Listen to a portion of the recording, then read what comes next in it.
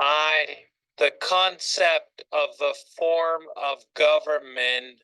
The concept of the form of government revolves around how power is organized and executed within a political system. Broadly, forms of government can be categorized into several types, each with unique characteristics, strengths, and weaknesses. Here's an overview of three primary forms of government: the presidential system, the parliamentary system, and the dual executive system. I. The presidential system. 1. Definition of the presidential system. The presidential system is a governmental structure where the executive branch is led by a president who operates independently of the legislature. The president is not responsible to Congress, and cabinet members are accountable only to the president. This system derives its democratic legitimacy from the separate elections of the legislative body and the president, each directly by the people, showcasing dual legitimacy. 2. Characteristics of the presidential system. Separation of powers. The presidential system is founded on Montesquieu's theory of the separation of powers, which divides government among legislative, executive, and judicial branches to prevent the concentration of power. B. Checks and balances. It features a robust system of checks and balances, particularly between the legislative and executive branches, to ensure that no single branch becomes too powerful. This structure helps to safeguard the rights and freedoms of the citizenry. C. Independent executive. The executive branch under this system is independent in its establishment and operations from the legislature. The president, who is both the head of state and the head of government, is elected by the people and is not subject to the legislative body in terms of his or her administration's continuation or credibility. D. Non-concurrent positions. Members of the legislature are not allowed to hold executive positions, simultaneously reinforcing the separation of powers. E. Limited legislative influence on executive functions. The executive has no right to propose legislation directly, and executive officials are typically barred from participating in legislative sessions, reflecting a strict interpretation of separation of powers principles. Preservation of rights and freedoms. The system aims to protect individual rights and freedoms by limiting the government's power through these mechanisms of separation and checks. Hey, the presidential system was first implemented in the United States following the Federal Constitution of 1789, which was influenced by the desire to react against the British parliamentary system and monarchy, and the aspiration to establish a government limited enough to safeguard human freedom. 3. The presidential form of government. 1. The presidential form of government, commonly exemplified by the system in place in the United States, is characterized by a strict separation of the legislative, executive, and judicial branches. This structure is foundational in ensuring that these branches function independently and check each other, thereby preventing the consolidation of power and preserving democratic principles. The characteristics of this system have been extensively analyzed by political theorists like Bernay, Lepard, Chucart, Carey, and Chartouri, who have highlighted its key institutional features. 2. Key characteristics of the presidential form of government. A strict separation of powers. The presidential system is marked by a clear and strict separation of the three branches of government. Each branch operates independently with distinct powers and responsibilities that ensure a balance of power within the government.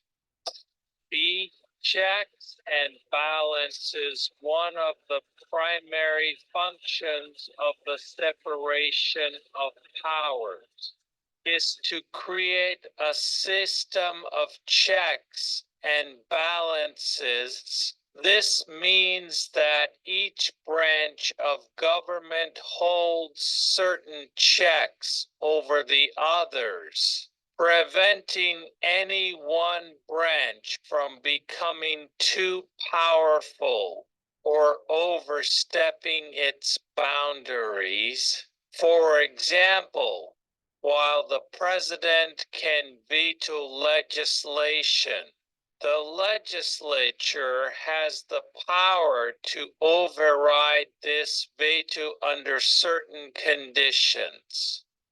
See, no formal cabinet system, unlike parliamentary systems, where the cabinet is typically composed of members of the legislature. The presidential system features a cabinet that serves at the discretion of the president. Cabinet members are selected by the president and are primarily responsible for running their respective departments as administrators. rather than as policymakers. Their role is to assist the president, and they are accountable solely to the president rather than to the legislature. D. Executive independence in cabinet formation. The president has the exclusive right to appoint and dismiss cabinet members. This autonomy allows the president to form a government that can independently execute state affairs without needing the direct approval of the legislature for cabinet appointments, although in some cases, legislative bodies may have the power to approve or reject appointments. E. Prohibition of dual office holding consistent with the separation of powers. Individuals serving in the executive or judicial branches are not allowed to be members of the legislative branch simultaneously. This rule is designed to prevent conflicts of interest and maintain the independence of each branch. However, variations exist in different countries. For instance, in South Korea, members of the National Assembly can serve concurrently as government ministers, which is an exception rather than the norm in presidential systems.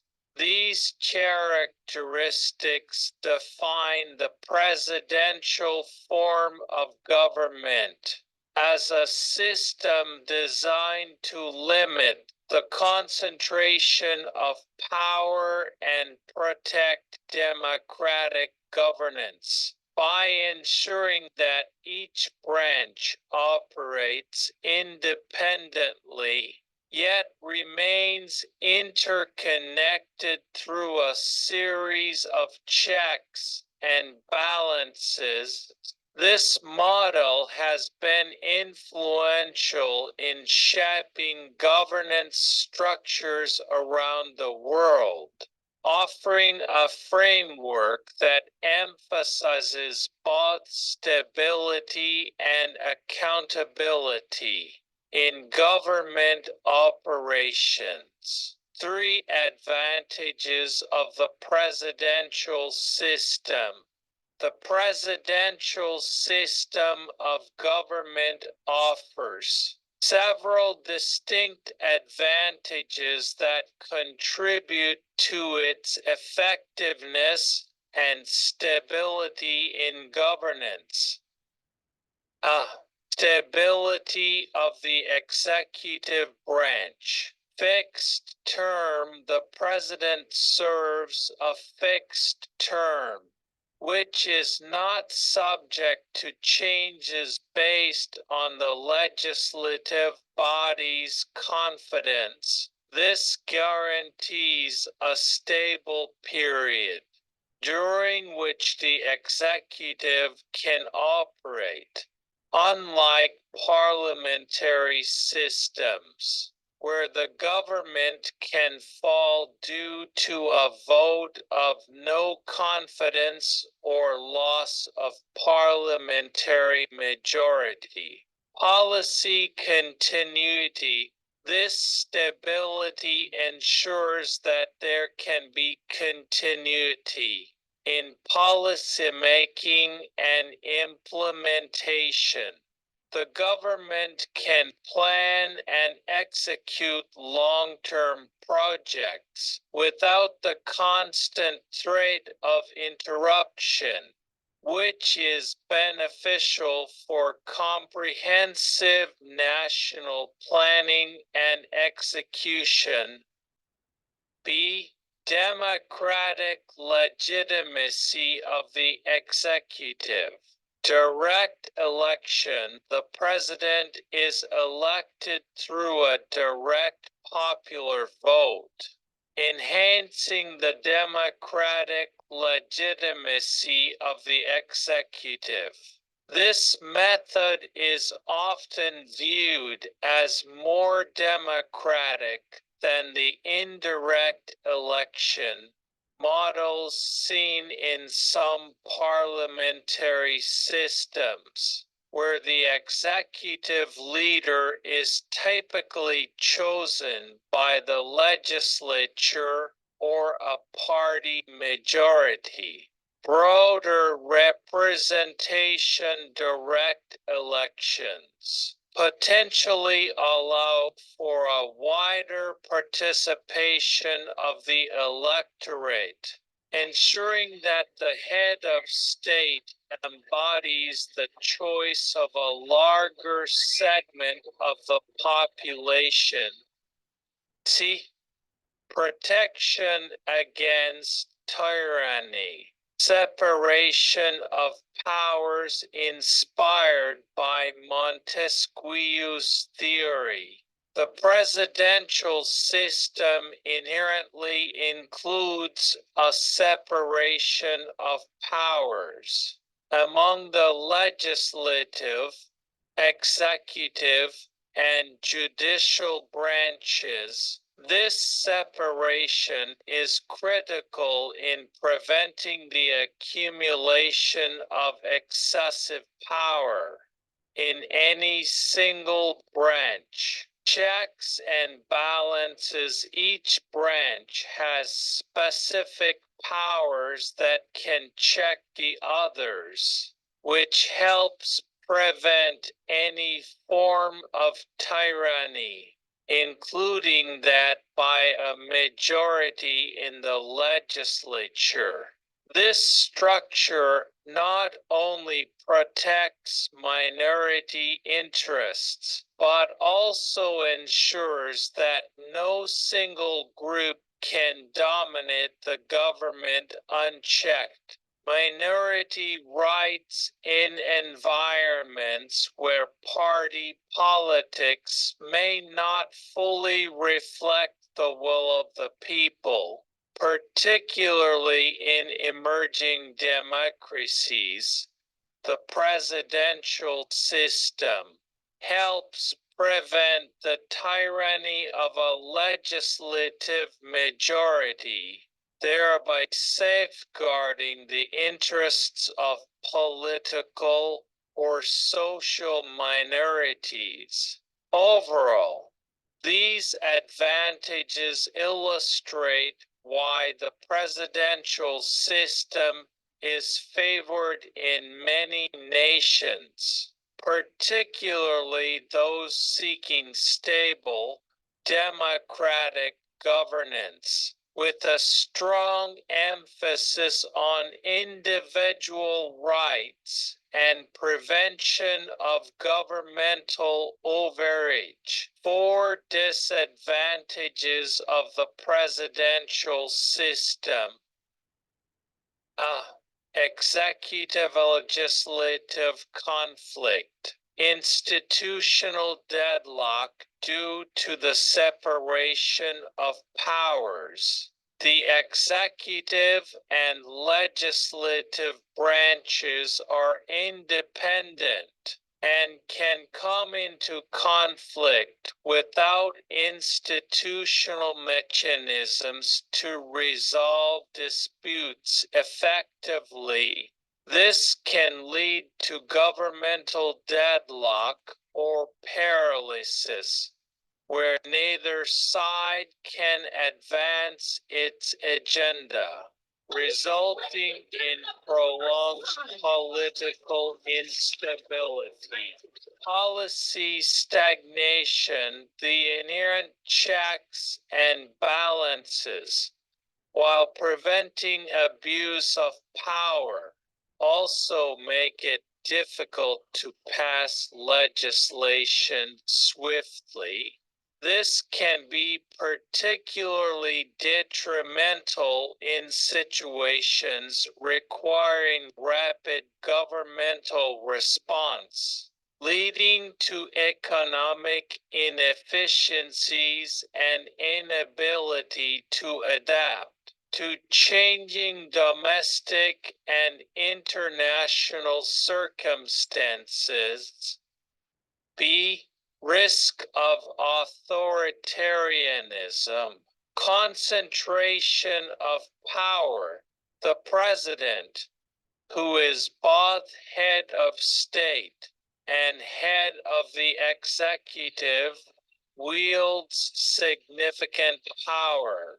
This centralization of authority, especially in countries with weak democratic institutions or immature party systems, can lead to authoritarian practices or even a presidential dictatorship.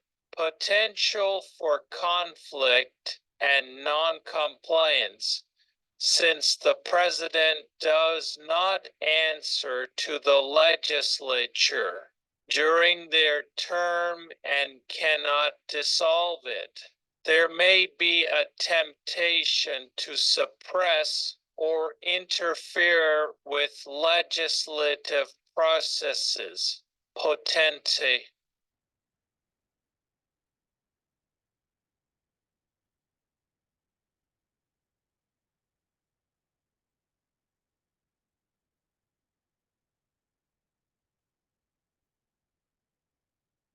Well, is it? I'm Mr. Beats.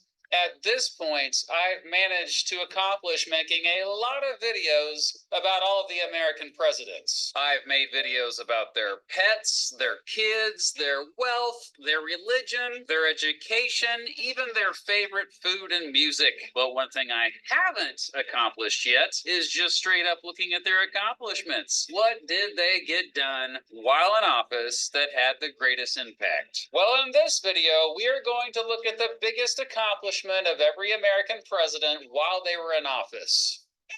But first, here's a word from our sponsor. What is it? Mr. Beat, I am. The fastest growing crime in the United States is identity theft. Most of you didn't guess that, did you? In fact, there's a new victim of it every 14 seconds. Well, this video is sponsored in part by Aura. Aura is identity theft protection, fraud monitoring, a VPN, password management, and antivirus software all combined into one easy-to-use app. Aura scans the dark web for your emails, passwords, and social security numbers and sends alerts fast right to your phone in email. And guess what? Aura found my personal information on the dark web 31 times. 31 times! Holy crap. Protect you and your family from the country's fastest growing crime. Try out Aura for free for 2 weeks by going to the special link in the description of this video. Try it out like I did to see if your personal information or your family's personal information has been compromised. Maybe it's out there like mine was on the dark web. Goodness. All right, back at it live. You remember what this video is all about, Precious, don't you? It's about the biggest accomplishment of every American president while they were in office. But what does biggest accomplishment mean? Well, it basically just means the one thing they did while they were in office that had the greatest positive impact on the greatest number of people. And when I say, quote, greatest positive impact on the greatest number of people, I say it with my historian hat on, looking at all of American history. Now, it has to be something they accomplished while in office, so sorry, William Henry Harrison. Geez, what am I going to say for William Henry Harrison? Bruh. 전 어릴 때부터 찬 거 먹을 때마다 이빨이 너무 시려워서 칫솔, 치약, 잇몸약까지 다 챙겨봤어요. 전 진짜 효과 없더군요. 결국 답은 잇몸 수술이. Oh, yeah? Ah! And what are you going to say about Andrew Johnson? Oh, hey, Mr. Terry. What was that? Oh, hey, Mr. Beat. Sorry, I thought you knew I was watching you. So, what are you going to say about Andrew Johnson? Oh, geez. What am I going to say for Andrew Johnson? Well, you'll all just have to find out, okay? Well, feel free to jump in if you disagree with me on any of these, okay? Are you sure? I kind of feel bad for interrupting you already. Oh, don't feel bad. I only peed my pants a little bit. Seriously, though, my audience would love to hear your expertise on this. So, right, audience? Eh? Right on. Let's do this. Here is the biggest accomplishment for every American president in history while they were in office, in my opinion. And in my opinion, too. Yes, of course, in our opinion.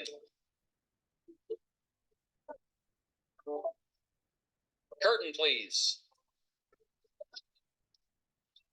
Curtain. George Washington. The greatest accomplishment of Washington was making it clear what the role of the president was. Sure, the U.S. Constitution laid it all out, but you know how people can interpret that differently and stuff. Washington made it clear that he, as president, was not only the head of state, but also the commander-in-chief in charge of all the armed forces. Not just the armed forces, in fact. He was also in charge of all of the executive branch. Additionally, while he couldn't pass new laws, he certainly influenced Congress into passing new laws, as well as vetoing two he didn't like. Washington also made sure the president, as head of state, was the lead spokesperson for the entire country. Even more specifically, though, the greatest thing that he did while in office was quit. Yep. He made it clear that he didn't want to be a king. And he voluntarily resigned or retired at the end of the second term, and thus set a standard for all future American presidents who came after him. John Adams. Although there's a strong case to make that appointing John Marshall to the Supreme Court was the most impactful positive thing Adams did while president, I'm actually going to go with the Convention of 1800 instead, which ended the quasi-war and healed relations between the United States and France. In fact, without John Adams' biggest accomplishment, Thomas Jefferson's biggest accomplishment wouldn't even exist. Thomas Jefferson.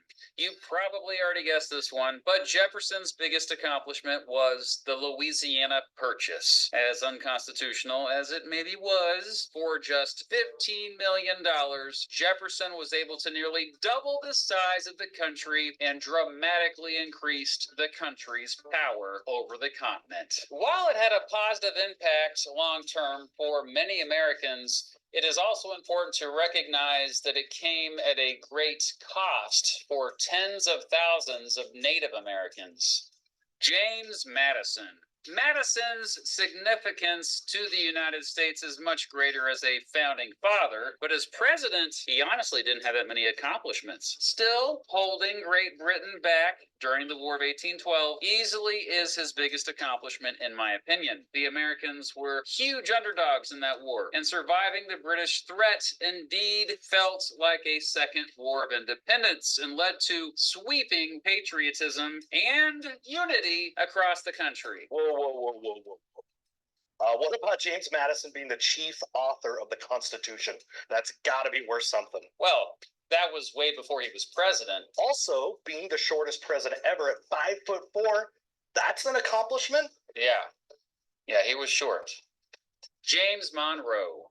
Well, Monroe did sign the Missouri Compromise, which held the country together despite its differences over slavery for the next 30 years, but I think Monroe's biggest accomplishment was no law he signed, but just a bunch of words he said. The Monroe Doctrine, baby! The Monroe Doctrine was basically a set of foreign policy principles that said that any intervention in the political affairs of the Americas for foreign powers, okay, mostly Europe, would be seen as a hostile act. In other words, you mess with me and my neighbors to the south, we will come after you, my friend. Most historians say the Monroe Doctrine is a defining moment in the history of American foreign policy, and it would heavily influence the foreign policy of many presidents who came after him. So his greatest achievement is intimidating foreign countries. How American? How American indeed. John Quincy Adams. Infrastructure, FTW. Adams was greatly influential through his ambitious infrastructure projects to keep the country connected, in particular, presiding over big repairs and further construction on the National Road and the creation of a bunch of new canals. Andrew Jackson. Jackson is the only president in American history to pay off the national debt. When he first took office, the national debt was $58 million. 6 years later, he was able to limit the spending of Congress so much that it was down to zero. And there was a surplus. So what did Jackson do with all the extra money that came in? Well, he divided it evenly between the states, of course. Martin Van Buren. Van Buren helped in the Aroostook War between settlers of Maine and New Brunswick. Bet you didn't know that, did you? Huh? And those mutton chops. Mm-hmm. William Henry Harrison. Oh, geez, here it is. Well, his biggest accomplishment as president for those 31 days was his great inauguration speech, the one in which he famously wore no coat and spoke longer than any other president at their inauguration in history. Oh, I know. Appointing Daniel Webster as Secretary of State. That was an excellent choice. Woo. John Tyler. I would say Tyler's biggest accomplishment was the annexation of Texas. He was a big reason why Texas joined the United States. And remember, it was an independent country at the time it did so. A shout out to Tyler, Texas, by the way, a city named to honor him. James Polk.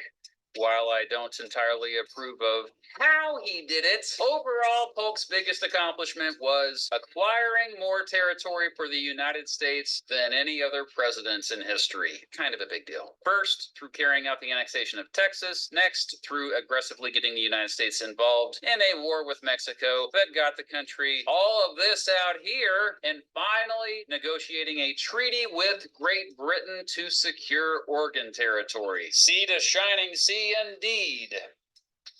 Polk was also the subject of They Might Be Giants' most underappreciated song. Well, I mean, I wrote a song about Polk too, you know. I wrote a song about all the presidents. Zachary Taylor. I would argue that Taylor's biggest accomplishment was making sure California would be admitted to the Union as a free state. Although he was a slave owner himself, he was against the expansion of slavery out west. And as more and more Southerners threatened to leave the Union over the issue of slavery, he increasingly sided with the anti-slavery Northerners during his presidency. Because of him, California skipped over becoming a federal territory because he knew otherwise Congress would just endlessly fight about whether or not slavery should be legal there. Millard Fillmore.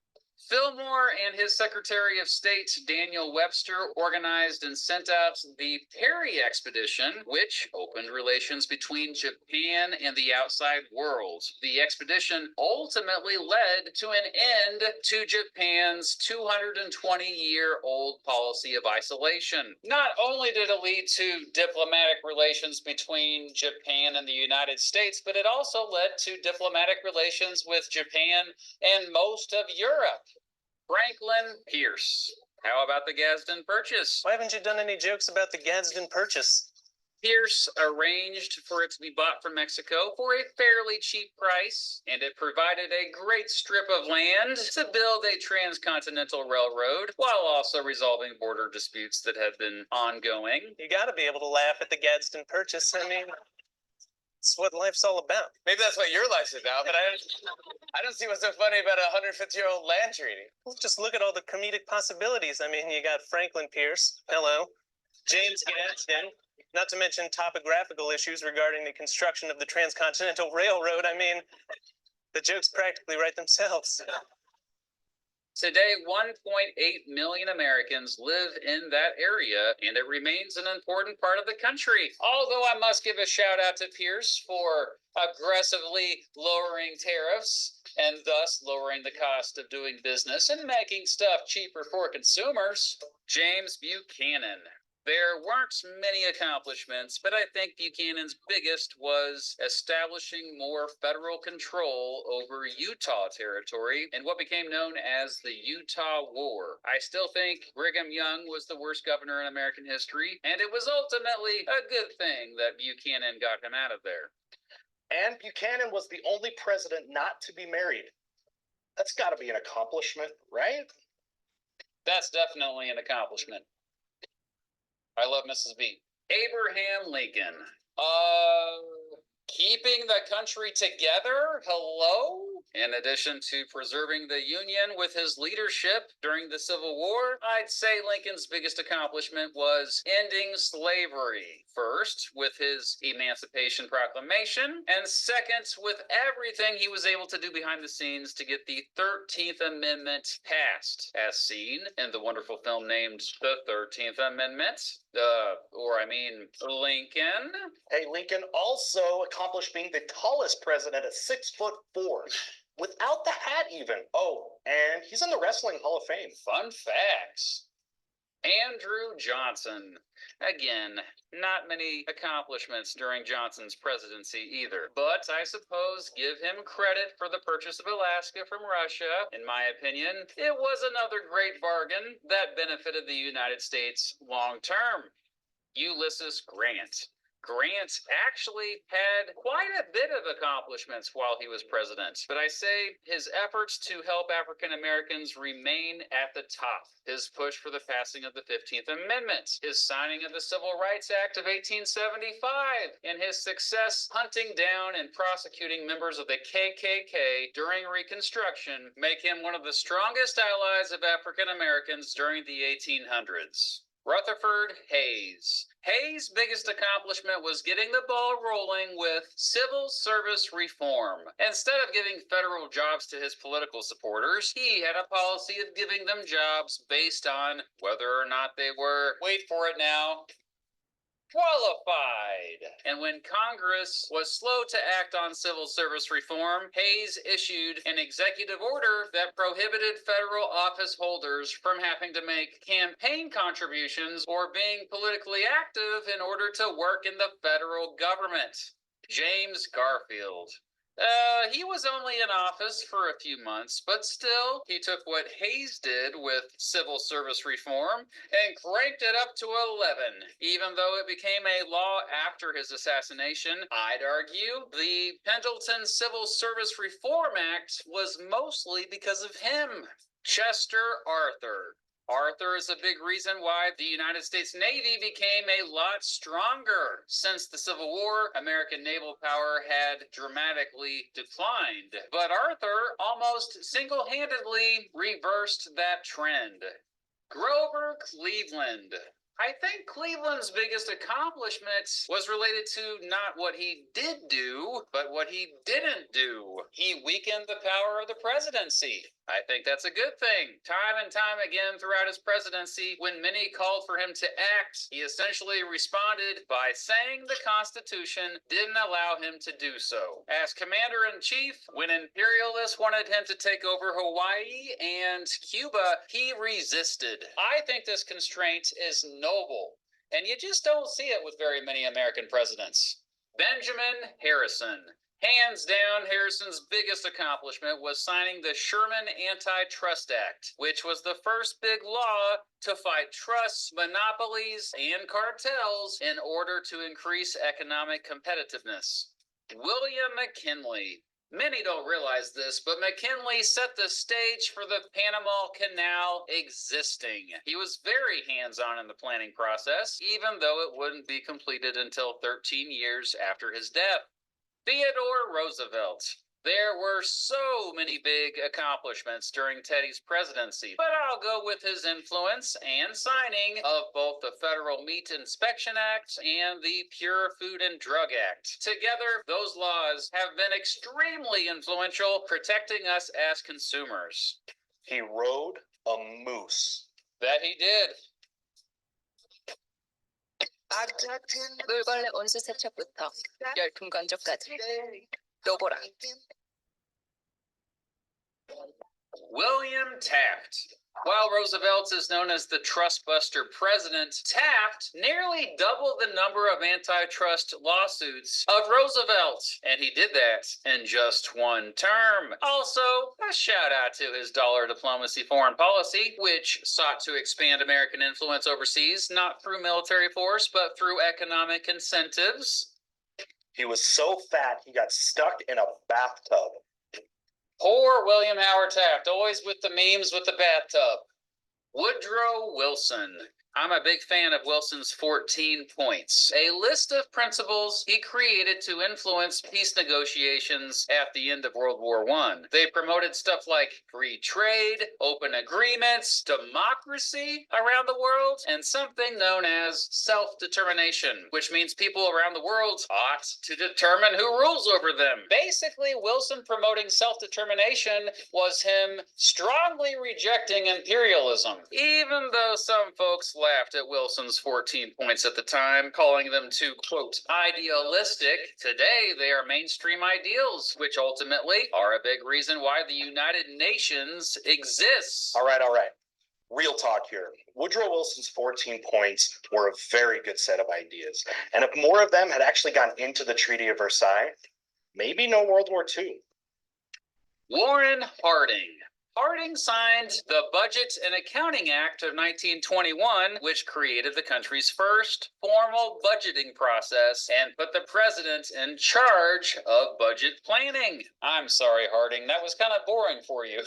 Calvin Coolidge. I think Coolidge's biggest accomplishment was signing the Indian Citizenship Act, which recognized that any person born in the United States was a citizen. It was passed after, for years, courts had not recognized Native Americans as citizens and therefore not protected by the U.S. Constitution.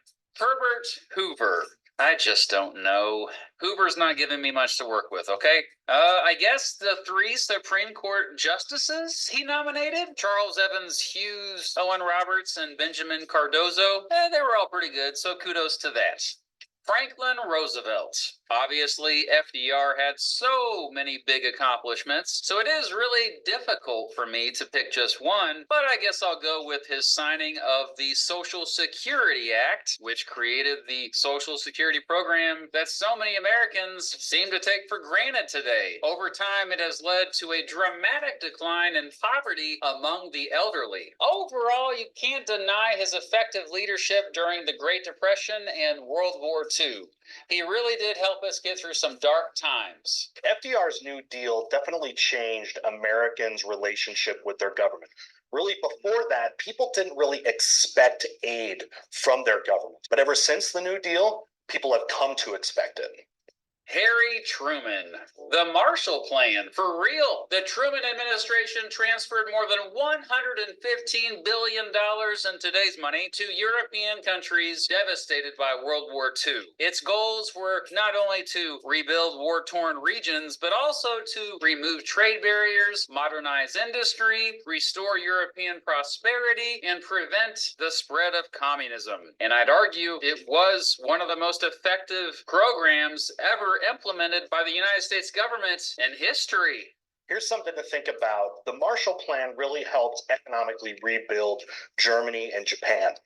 Now, if the Marshall Plan hadn't taken place, would we have had a World War III? Dwight Eisenhower.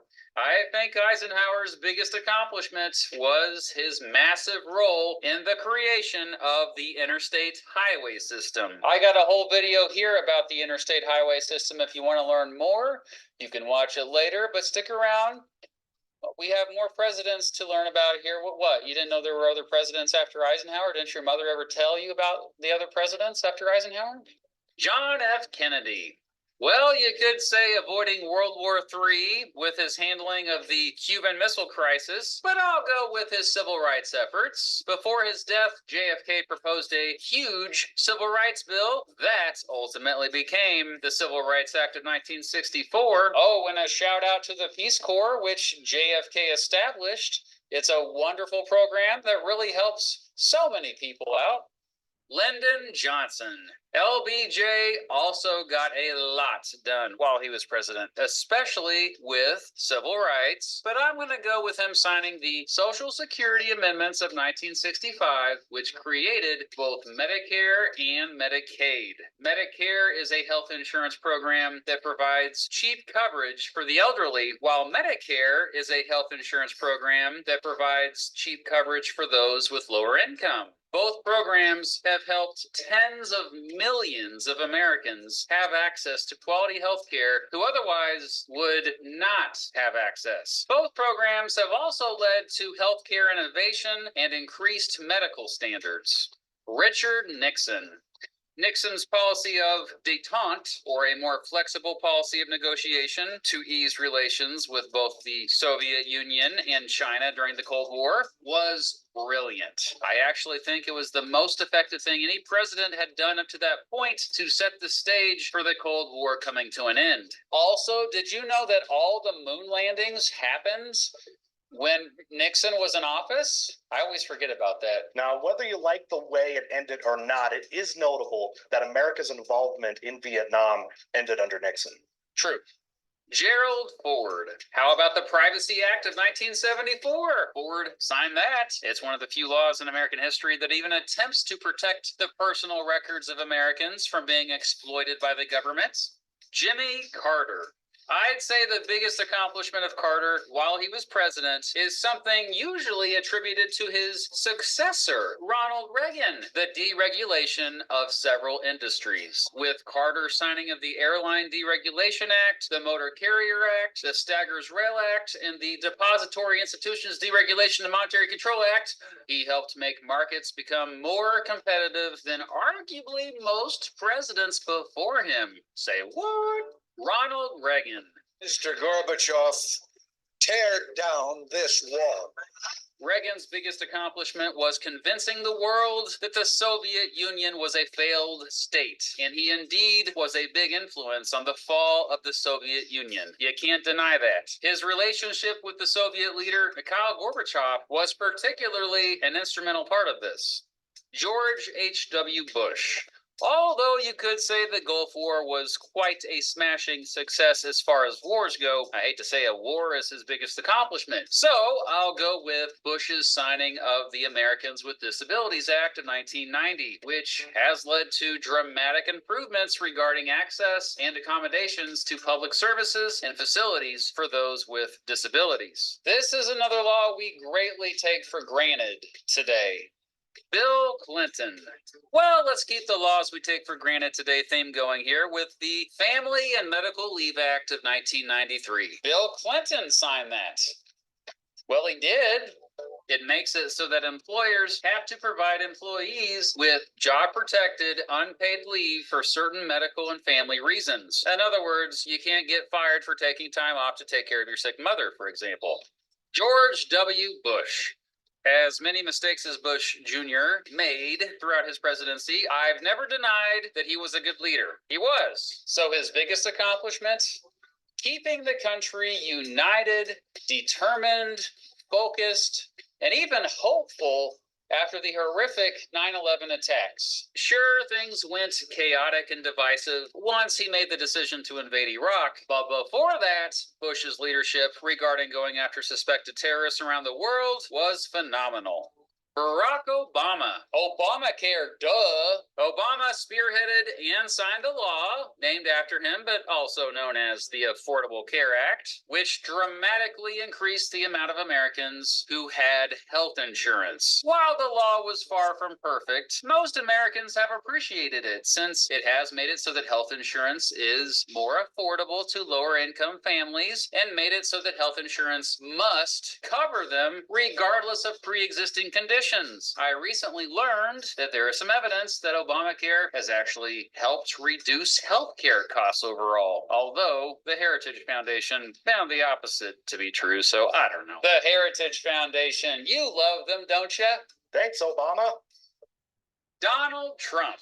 Trump's biggest accomplishment was his signing of the First Step Act, one of the biggest criminal justice reform laws in American history. It reformed federal prisons and reversed harsh sentencing laws and basically just made it less likely for folks to go to federal prison for stupid stuff.